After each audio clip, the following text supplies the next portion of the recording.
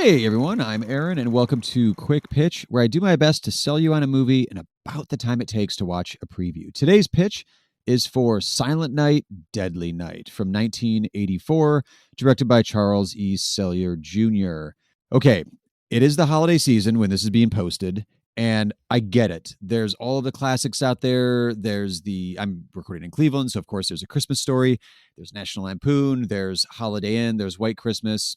There's all of those classics that people hit play on every year. There's Home Alone, there's Elf, there's modern classics.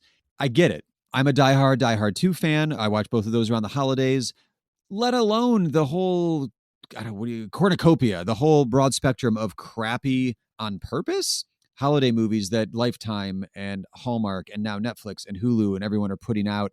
Sure, if your Christmas tradition is to smoke a joint and watch, a very Harold and Kumar Christmas, good on you. I'm going to make a quick argument here for there's another genre of movie out there that, is worth throwing on. Maybe not every single holiday season, but, hey, give it a go because there's some pretty interesting and pretty, like, in this case, jaw-dropping fun to be had with the horror genre. And in this particular case, a 1984 slasher film set at Christmas where the murderer is dressed as Santa Claus. Silent Night, Deadly Night. I had not seen this film until just this year. It was a video store memory of mine. I worked in a video store in the late 90s when I was going through school or going through college.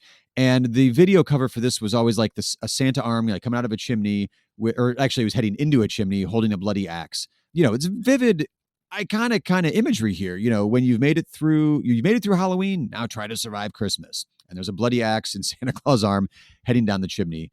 And I had never hit play until this year, and I'm really glad I did because if you're in the mood for or you enjoy an 80s slasher film, this is not a modern slasher film and like the Hostel, Saw, Jigsaw, like torture porn kind of stuff where like it's just, psychological trauma on the audience.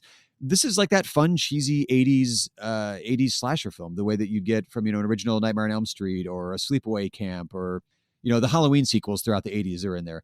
If it's that kind of 80s slasher fun.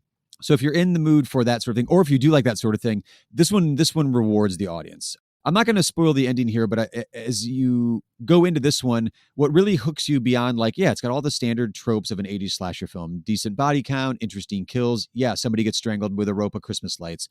Fun times, right? What's added into this particular one, though, is a psychological element that is, while it's not as good as like John Carpenter's original Halloween, the way that has the opening sequence with Michael killing his sister, there's a psychological element to this one that really, I think, puts it above a lot of the crappy 80s slasher films. So the opening sequence is Billy when he's a little kid, who's the main character that we're going to follow as an adult. But Billy as a little kid is the opening sequence, the opening scenes with his parents and his little baby brother going to visit his grandpa in like a retirement home, a nursing home. His grandpa's got I don't know if they even say it, like a dementia, Alzheimer's, just mentally in decline, not there, not communicative at all. Billy is left alone with the grandpa for a quick moment, and grandpa gets very lucid, tells him that Santa doesn't just punish those who are on the bad list, on the naughty list with Cole. Santa punishes those who are naughty. And so naughty becomes this key phrase. So they leave the retirement home, they leave grandpa, they say goodbye. So Billy and his parents are heading home.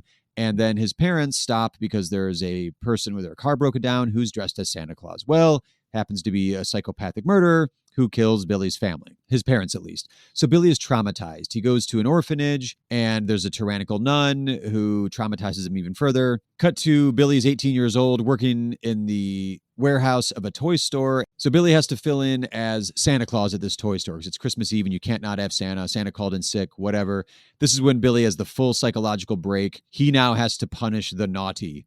So that's where the killing starts happening. It builds to a bonkers finale, a bonkers climax that like my jaw was just on the floor. Like it's one of those top tier 80s slasher endings where you get to watch trauma writ large across all of the kids that are currently in the orphanage where Billy grew up, because that's where he returns to exact his revenge on the tyrannical nun dressed as Santa Claus. So again, it's a niche thing. It's a very specific thing. If you are a fan of 80s horror, if you're a fan of 80s slasher films like that, and you haven't seen Silent Night, Deadly Night, is it a great film? No.